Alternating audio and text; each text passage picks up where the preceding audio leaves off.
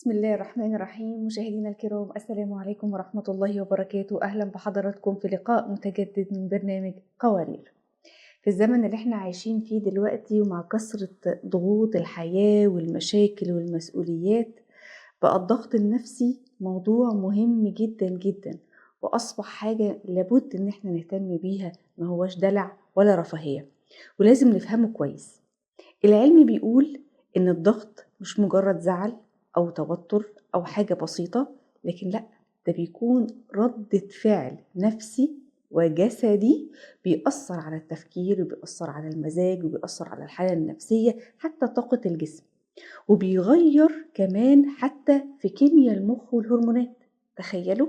طيب، الستات بالذات والبنات بالذات وبدون تحيز بتتعرض لضغوط أكتر بكتير من غيرها، من غير الشباب أو الرجالة، لأنها بتقوم بأدوار أكتر وبيكون عليها الضغوطات أكتر، وفي نفس الوقت أم، زوجة، موظفة، بنت، صاحبة عمل، وكل ده بيخلي عليها ضغوط كبيرة جدا. طيب، هل الضغط النفسي اللي هي بتتعرض ليه ده ممكن يكون له أثر كبير عليها؟ ممكن يأثر على صحتها وعلى نفسيتها؟ ده هنعرفه. طيب، علشان كده مهم جدا نعرف امتى التوتر أو الضغط النفسي أو الزعل يكون عادي وممكن يعدي، وامتى ما يكونش عادي. لا، احنا لازم نقف ونستشير حد متخصص، لان في علامة من علامات الخطر. وازاي نلاحظ اشارات الضغط من بدري، وكمان ازاي نفهم يعني ايه تفريغ الضغط النفسي. انا مضغوطة مضغوطة مضغوطة. طيب، الضغط ده، كتر الضغط احنا بنقول بيعمل ايه؟ بيجيب انفجار. طب احنا قبل الانفجار ده احنا عايزين نعمل تفريغ. يعني ايه اصلا تفريغ نفسي وتفريغ الضغط النفسي وازاي بيتم؟ هنعرف كل التفاصيل دي مع ضيفتنا اللي مشرفانا الاستاذه فاطمه الاسعد، المختصه والمعالجه النفسيه والماجستير في الارشاد النفسي. اهلا وسهلا استاذه فاطمه. أهلا فيكم، يسعد صباحكم. صباح الخير. صباح الورد عليكي وعلى كل مشاهدين قوارير وكل مشاهدين شبكه سلام الاعلاميه. طبعا حضرتك عارفه الضغوط اللي بيمروا بيها كل الناس دلوقتي، نساء ورجال، ولكن حقيقة فعلا ان النساء والبنات هم الاكثر عرضة للضغوط النفسية والتوتر. قبل الحديث عن ازاي نقلل الضغط ده وازاي نفرغه، خلينا نعرف مع حضرتك، مع كل مشاهدينا، تعريف الضغط النفسي ايه؟ طيب، بداية جميلة جدا، جزاك الله كل خير. بالفعل جزاكم نحن بزمان المرأة والأنثى تتعرض فيها لضغط أكبر، الله. لأنه الأدوار اللي صارت بزماننا هلأ بتقوم فيها أكبر بكتير من الأدوار اللي كانت قبل، وكان في مساعدين كثر يساعدوها بهي الأدوار، لكن سبحان الله طبيعة الغربة والحياة اليوم. طبعا. فنعود عودا على بدء على معنى الضغط النفسي. رح احاول بسطه بابسط شيء حتى الامهات اللي عم يتابعونا والاهالي يكونوا فاهمين له. هو ابسط عمل او شيء انت بتتعرضي له يتعارض مع ثلاثه اشياء: مقدرتك، رغبتك، والوقت تبعك. كيف يعني؟ اي عمل يتطلب مجهود او طاقه فوق اللي عندك انت بتحسي بضغط، انه هذا الشيء انا مو قادرته. لو شيء ضمن مقدرتي بتعمليه بكل سهوله ويسر، اما شيء لا، محتاج مني طاقه وجهد اعلى، ساعتها انا رح انضغط اكثر. فعادة الأشياء اللي بتكون عم تسبب لنا ضغط إما بتكون فوق طاقتنا، أو هلا رح نشوف، إما هي فوق طاقتنا أو بدها مجهود كبير منا، أو إما تتعارض مع رغبة معنا. الكثير من العلاقات بتكون سبب من أسباب الضغط علينا. ليش؟ لتعارضها مع رغبتنا. أحيانا عم تشتغلي بمكان معين بس رغبتك معاكسة لهذا المكان، أحيانا عم تدرسي فرع جامعة رغبتك معاكسة، فبصير دراستك هي سبب في الضغط النفسي. فتعارضها مع رغبتك، أي عمل يتعارض مع رغبتك كمان، وهذا له حل إن شاء الله بإذن الله. أما الشيء الثالث عامل الوقت. عامل الوقت من أكثر الأشياء اللي بتسبب لنا ضغط. أحيانا بعض المهام نحن بنقدر عليها، نحن راغبين فيها، بس حقيقة سعة الوقت ما عندنا إياها، فمحتاجين ننجزها بوقت قصير، وهذا بيخلينا بحالة ستريس وضغط ضغط ضغط كثير. فهلأ لو أنت كنتي مضغوطة، لاحظي معي، هل هذا الشيء اللي عم يسبب لك ضغط يتعارض مع قدرتك وطاقتك عشان نلاقي له حلول، نلاقي طريقة؟ هل هو يتعارض مع رغبتك من جوا، انت حقيقة غير راغبة بهذا الشيء وحنلاقي حلول ايضا لهذا الامر؟ او انه يتعارض مع عامل الوقت تبعك، هل انت بحاجة لوقت اكبر بس انت مطلوب منك تنجزي بوقت اقل؟ فهدول العوامل الثلاثة. تمام. طيب، بعض الامهات بنلاقي شكوى بتقول انا بس مجرد ما حد من ولادي يقعد ينده يا ماما يا ماما يا ماما تلاقي نفسي انفجرت فيه، مع انه هو عادي نده كام مره بس مش لدرجه ان انا انفجر فيه ايه وتقعد تزعق جامد. فتلاقي اللي حواليها يقولوا لها انت مضغوطه، انت في حاجه مضايقاكي، انت زعلانه. هل يعني لما يحصل حاجة ممكن تكون بسيطة ولكن نلاقي رد الفعل أكبر بكتير من اللي هي تستحقه، ده علامة من علامات الضغوط النفسية؟ ومنها بقى خلينا نقول إيه العلامات اللي تدل إن البنت أو المرأة عندها فعلا ضغوط نفسية؟ حقيقة انت حطيتي ايدك على الوجع مثل طنجرة الضغط، لو ما صفرت الصفارة انت ما أيوة بتعرفيها انها هتنفجر بعد الشر.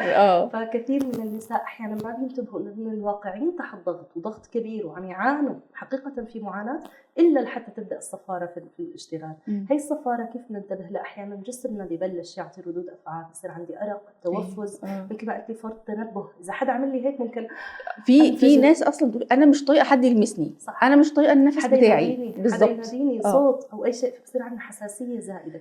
شو السبب؟ لما نكون بحاله ستريس بيطلق الجسم هرمون الكورتيزول، ستريس كورتيزول. هذا الهرمون شيء جيد بيخلينا بحاله الحرب، بحاله الدفاع، بحاله الحمايه، بخلينا باعلى طاقه وباقصى طاقه. لكن تخيلي لو نحن كل يوم في حرب، كل يوم باعلى طاقه باقصى طاقه، حيجي يوم نستنزف ونشعر بالانهيار. كيف حنعرف انه نحن استنزفنا؟ احيانا في علامات بسيطة يومية، في ناس بتضل تهز ايديها او رجلها اذا لاحظتي يعني طبعا هي دليل على الستريس، جسمها عم يرجف. في ناس بتكز على اسنانها، كز كثير تلاقي خلال النهار او النوم، تروح حتى عند الدكتور شكايات اسنان، بالزبط. انا كازة على اسناني. في منهم قضم الاظافر، في منهم نتف الشعر. هي ابسط علامات غير منطوقة. واحيانا الالام الكتف، الرقبة، الشد، هذا اللي طول الوقت بحالة ستريس ما عرفانة اهدى واسترخي. فهي احدى العلامات. اما العلامات اللي بتظهر بعلاقاتنا اللي مثل ما قلتي نوبات غضب فجأة بنفجر غير مبررة على شيء ما يستحق هذا الشيء، فردة فعل 10 من 10 لفعل يحتاج 1 من 10، 2 من 10، ردة فعل 3 من 10. فردات الفعل الكبيرة، نوبات الغضب، الأرق، البكاء، الحزن الغير مبرر، أحيانا قد يتطور الاسترس على الفترات الطويلة لأمراض جسدية، ممكن يطلع سكري، ممكن يطلع ضغط، ممكن يطلع بأعراض حالة نفسية بتفرغ عضويا في الجسم حقيقة يعني. فقد لا ينتبه الشخص أنه هو عم يعاني من الاسترس والضغط حتى يطلع بجسده بأمراض جسدية. فخلينا نقول اليوم أنت انتبهي كيف صحتي، كيف بشرتي، كيف نفسيتي، كيف تعاملي مع الآخرين. هاي الأمور لو ماشية تمام معناها الضغط ضمن المحمول.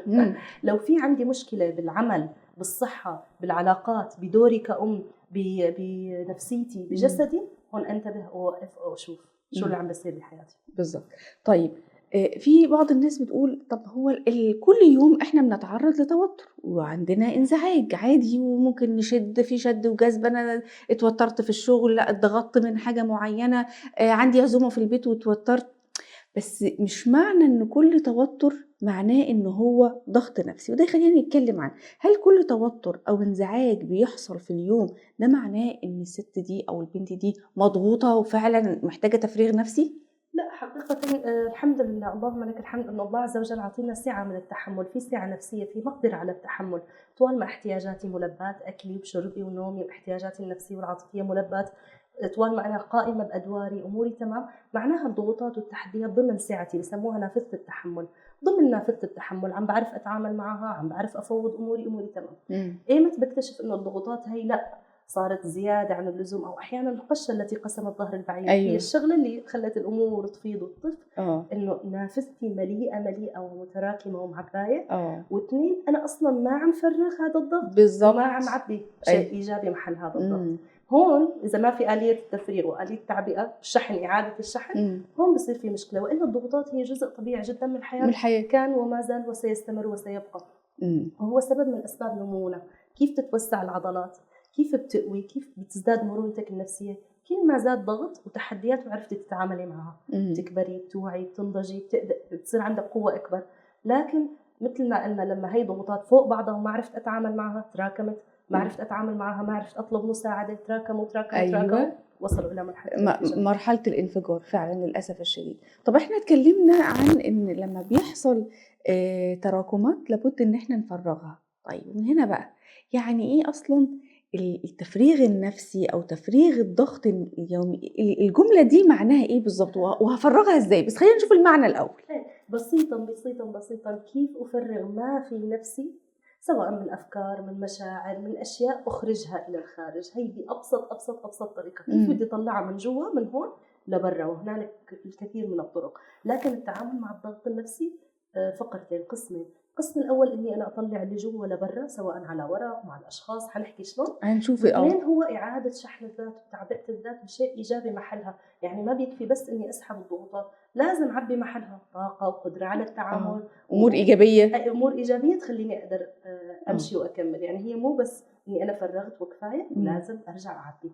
نحكي عن تفريغ بقى، تفريغ الضغط النفسي. إحنا يعني ما فيش حد يعني في هذا الزمن مع الغربة ومع الأمور الاقتصادية ومع الظروف الأسرية محدش مش مضغوط، لكن إحنا ما ينفعش نستسلم للضغوط ومحتاجين نعمل لها تفريغ نفسي صحيح.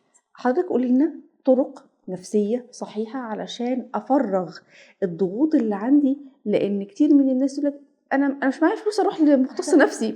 المختص النفسي هياخد مني اذا كان المشكله في البيت بسبب مثلا الفلوس، بسبب المشاكل الماديه، فانا هروح ادفع مبلغ قد كده سواء مستشار اسري او مستشار نفسي. فقولي لنا بقى يعني طرق ان احنا نقدر نفرغ فيها نفسيا لوحدنا. هلا بداية بحب أبشر العالم إنه مو ضروري كل حدا يروح عند المختص النفسي. نحن بزمان ليس ضروري لكل شخص إنه يكون مختص نفسي، لا.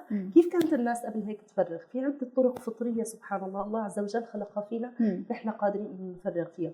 عدة أشياء نستطيع سكب ما في داخلنا على الخارج. من أبسطها هي آلية التنفس. ما بتتخيلي يا ندى قديش ناخد نفس ونبدأ نطلعه بالراحة عميق، بيساعد انه نفرز هي الضغوطات، هذا الستريس، ارخي رقبتي، ارخي كتافي، وارخي جسمي. والانترنت اصبح مليء بفيديوهات تعلمك آلية التنفس العميق، واللي هي اصلا نحن خلقنا فيها، نولد فيها. طلع البيبيات الصغار كيف بيناموا، كيف بيتنفسوا من بطنهم، فبيملأوا البطن هواء ثم بيخرجوا، فهن بيتنفسوا بهدوء وبيمشوا بهدوء وبيعملوا اشيائهم ببطء. اذا لاحظتي فهذا كله سبحان الله من الفطره. فالمضاد له في الضغط هو التوتر، هو السرعه، هو الشيء اللي نحن بنعمله بسرعه. فاول شيء بقوله وقفي، خدي نفس، خدي لك 15 انفاس عميقه واهدي. هذا الشيء رح يساعد انه يهديك التنفس العميق. ودوري على النت عليه اكثر، حتلاقي كثير من الشغلات تحدث وهو مجاني تماما. 2 التفريغ على الورق، آلية التفريغ على الورق. حقيقة التفريغ عن طريق الكلام شيء، والتفريغ على ورق كتابة اليوميات، كتابة الشيء اللي قالقني، كتابة المهام اللي علي، تصنيفها وتفنيدها. صدقا هو آلية لسكب ما في داخلي على ورق بدون حاجة لشخص آخر، لكنها بتساعدني أشوف أفكاري مشوشة، أرتب أولوياتي، أشوف أنا كل هدول قالقيني، أنا فهمت ليش أنا هلأ مضغوطة. فإذا ما طلعنا على ورق حيضلوا الأشياء عائمة في دماغنا. فنصيحة كل يوم قبل النوم خصصي دفتر جنب راسك، جنب المخدة، أخذي 5 دقائق، صدقا 5 دقائق، دقيقة واحدة، واكتبي كل ما يدور في ذهنك بدون أي فلترة. اكتبي اكتبي اكتبي اكتبي اكتبي، اقرأي، حتفهمي، حترتاحي. أول شيء في شعور من الراحة، 2 حيجيكي وعي أو فهم. أنا معناها هذا الأمر زعجني بسبب الشيء الفلاني، أنا هذا عطيت عليه ردة فعل بسبب. فالكتابة هي نوع من أنواع التفريغ اللي كتير بتساعدنا. هي كمان بتنظم دماغنا، حتى لو احنا يعني اليوم لما بيمشي كده بدون تنظيم، يعني بدون أي شيء مرتب، انت بتحسي ان انت تايهة كده في اليوم. صح. والحياة عم تدفشك، ما انت اللي مسيطرة على الحياة وعم ترتبيها، لا، الحياة عم تاخدك معها. واحدة من أعظم طرق التفريغ هي الحديث مع الله عز وجل.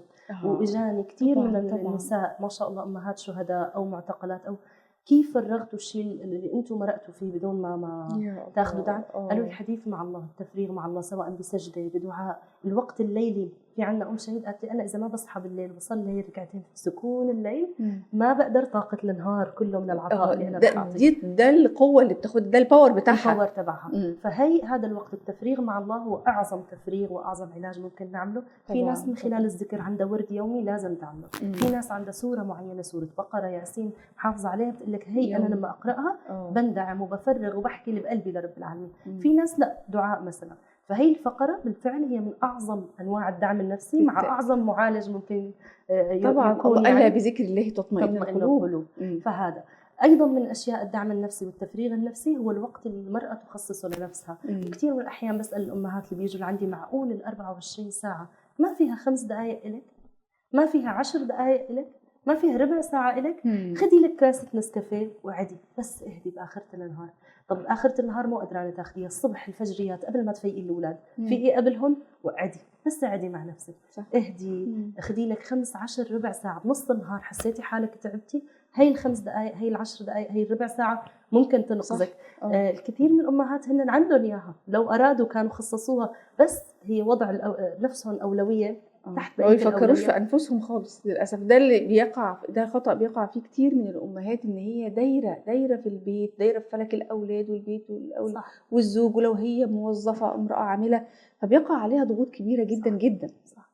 طيب، قبل ختام حلقتنا اليوم، هل الطرق اللي حضرتك اتكلمتي عنها، يعني مثلا أنا عايزة أفرغ نفسيا وفاطمة عايزة تفرغ نفسيا، هل الطرق نفس الطرق هتناسبني، هي نفسها هتناسبك، هي هتناسب كل القوانين اللي بيشوفونا، ولا كل واحد له طريقة مختلفة؟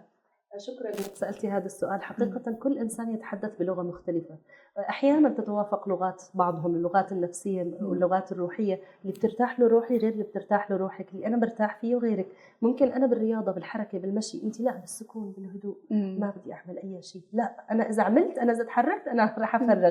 في ناس بالحديث مع صديق مع غيره، في ناس لا بالصمت، هيك خطاب مع نفسي، مع نفسهم. ايوه انا مع نفسي. الحقيقه تختلف من امراه لاخرى طرق التفريغ النفسي. في بعض النساء كثير من كبار السن بالصوف بالمواهب بالشغل اليدوي، فبتلاقيهم بتطلع حاجات رائعه، انجزوا وانتجوا وهن سعيدين ومبسوطين. وفي ناس بالمقابل لا، تماما هي لغتهم مختلفه في التفريغ النفسي. فلكل انسان لغه. انا بسال كل حدا طلع على السنوات الماضيه وشوف مع كل مشكلة شو الشيء اللي كان يهديك بعد كل مشكلة.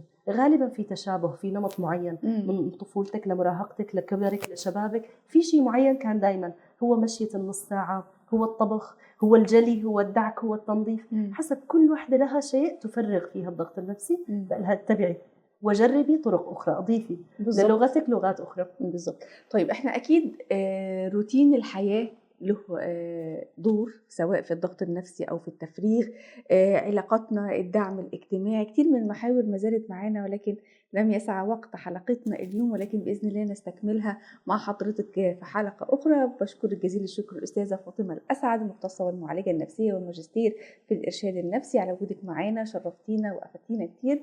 والحقيقة في النهاية، فهم الضغط النفسي والتعامل معاه مش رفاهية زي ما قلنا، ده جزء مهم جدا جدا من صحتنا، لابد ان احنا ناخد بالنا منه ومن راحتنا اليومية. لما نعرف العلامات من بدري هنعرف نلحق أنفسنا بدري. ليه نخلي نفسنا مضغوطين لحد ما نوصل لدرجة من درجات الانفجار، أو حتى نوصل للانفجار نفسه، وساعتها نقول يا ريتنا أخدنا بالنا من أنفسنا من البداية. صحتنا النفسية مهمة زيها زي الصحة العضوية، يمكن يكون في بعض الأوقات أهم، لأن النفسية بتأثر جدا على أجسامنا وعلى صحتنا العضوية. فلكل النساء ولكل القوارير اللي بيشوفونا، صحتك النفسية مهمة جدا.